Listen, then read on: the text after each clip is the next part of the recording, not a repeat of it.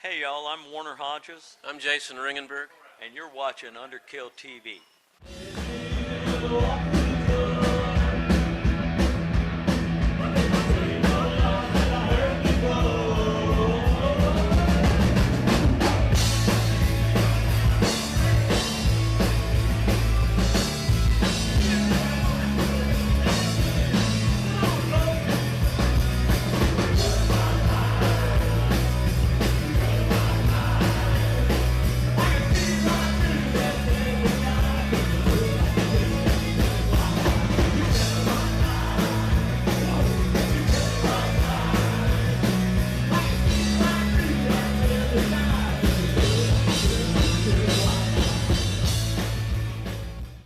Welcome to Underkill TV. I'm here with two guys that need absolutely no introduction whatsoever. Jason and Warner from Jason and the Scorchers. How are you doing, guys? Welcome to the UK again. We're doing wonderful, thank you. And Jason? Thank you, Alistair. And how was last night? You've literally come over and straight away, quick rehearsal and gig in Manchester last night? Yeah, it was Jason and I was just talking. It was kind of like holding on to a runaway freight train for 90 minutes. We haven't done a proper Jason and the Scorcher show for 3 years, I guess, and it just took off, and I felt like I was a song behind all night long. You know, it just felt like it was almost going to jump the tracks. And it was fast, loud, soft, crazy. You know, everything that a good Scorcher show is supposed to be. Excellent. And obviously here in Sheffield tonight, sold out as well. You must be really sort of humbled that you come back to the UK time and time again. There's still a massive demand. Oh yeah, don't take it for granted anymore at our age. Just to be able to be in front of people and playing our music is a great privilege. Excellent stuff. What does the future hold for Jason and the Scorchers? Obviously, I mean, you guys get together every sort of couple of years and still do. Obviously, you've both got your solo things and, you know, down to Homemade Sin and everything. But will you guys continue to do the odd few shows every now and then? I'm going to do anything Jason wants to do. If he wants to do it, we'll find the time. We'll figure it out. Yeah, we just take it day at a time, and you know, mostly these last couple of years we've just been done things that have sort of fallen our way. Haven't really gone after anything. I mean, obviously, for guys that want to check you guys out individually, I mean, where's the best place to check you out, Warner, on the internet? Lord. Oh, well, you know, my Facebook page is where everything's happening for me now. It's basically, my Facebook page is basically an advertisement for where I'm playing this week. You know, I'm playing with Driving and Crying from Atlanta. I'm playing with Dan Baird. I got my solo thing. I've got the Scorcher thing. We're still doing the Bluefields thing. We won't do anything this year, but we will next year. So it's a wonderful thing. And you, Jason, is it the Farmer Jason website to check everything? Good place to start, yeah. Yeah, you bet. I've got WarnerEHodges.com too. But oh yeah, there you go. Scroll that across the screen. WarnerEHodges.com. So if you want to check anything out by these guys, just go straight there.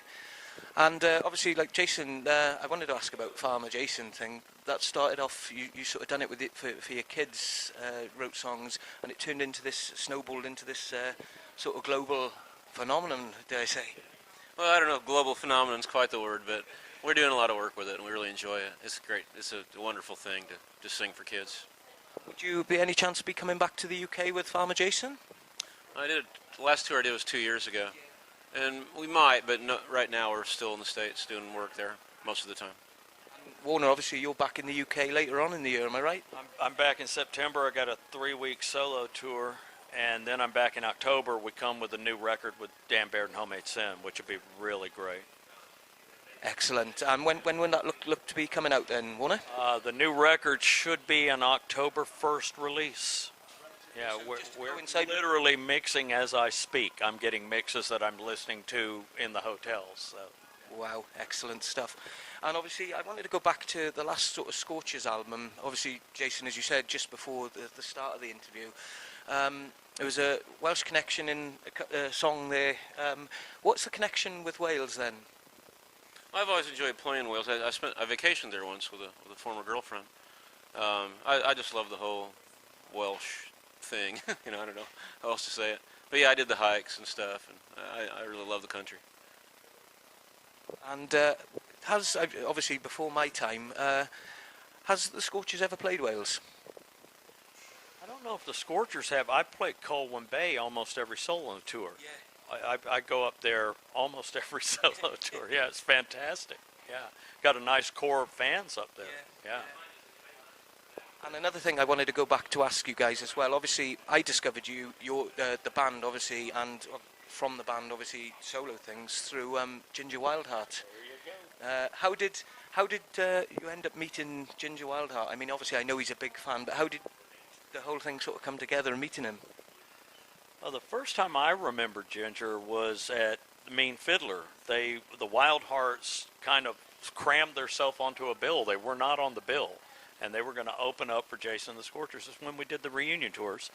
And we were like, who the hell are these guys? And they got on stage and absolutely ripped the place apart, you know, and it was like, wow, you know, and it really upped the ante. We ended up having a pretty good show that night, but we kind of had to because they had just ripped the place apart. And I guess Jason become friends with Ginger first. I've become friends with him through the years. But my God, he's a talented guy. Yeah, some songwriter, isn't he? Yeah, he's a. And I've written with the best. I'll say that. I've written with the best songwriters on the planet.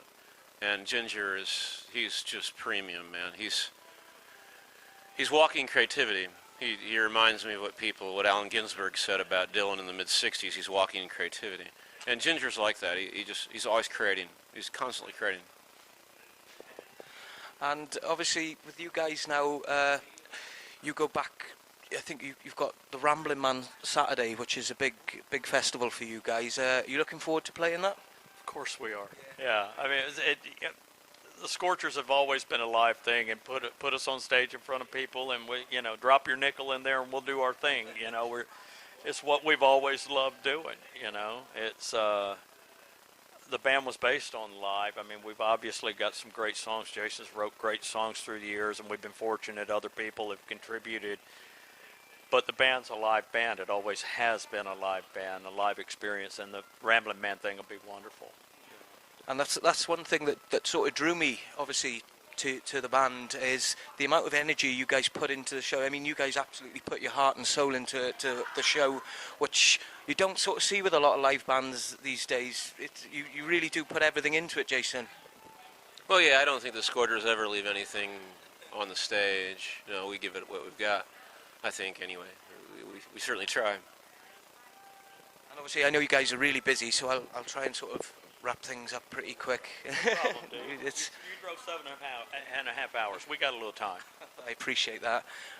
What's been the massive sort of highlight in your career, would you say, as the Scorchers and sort of solo as well? If I could ask you both individually. Warner, if I start with you. The fact that I still get to do it and still get to play with my buddy. I mean, every year I think, well, we probably won't do anything else, you know. And every year a few other things happens. You know, Jason, we did these Kennedy Center things earlier this year. Jason worked his butt off on that for a 3 years. I never in a million years thought it would happen. All I had to do was show up and play guitar, you know. It did happen. It was fantastic. You know, then we weren't going to do anything this year, and Ramblin' Man fell in our lap. And, you know, the fact that I still get to play live music with my buddy, we've been doing this a long time, you know. It's great to get out there and watch the tunes walk around the room and watch Jason do what he does. And, you know, I get to do that with a bunch of friends. I basically get to make music with a whole bunch of friends. That's a pretty cool thing.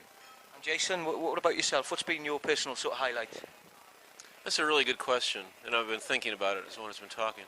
Certainly the Kennedy Center shows when we did our music with that dance company was very memorable. I would say the '84 Marquee show with the Scorchers when he first got over here was a real highlight. When you know, had the guys from the Stones and Elvis Costello and all those people were there. That was a highlight. Solo-wise, probably I'd say at the Farmer Jason when I won the Emmy. That was a big moment. Instant sort of buzz on that. The modern times, I think the whole recording of Halcyon Times was a real creative high point for the band, and I was always very proud that we were able to at plus 50 to create that kind of work. And recording it was just every experienced part of it was very intense and very fulfilling. Excellent stuff. Well, guys, I really do appreciate you taking the time to actually talk to us, and also filling one of my goals to talk to one of my favourite bands of all time. And we wish you all the very best for the rest of the tour, and the best of luck on the Rambling Man Festival. Not that you guys need it, of course. Those that haven't checked out the band, as I say, check out the band on the website. Check out Warner and Jason's solo stuff right here. I am Alistair Riley for Underkill TV, joined with Warner and Jason from Jason and the Scorchers. Thanks, guys. Take care. Thank you. Thank you. Thank you, Alice.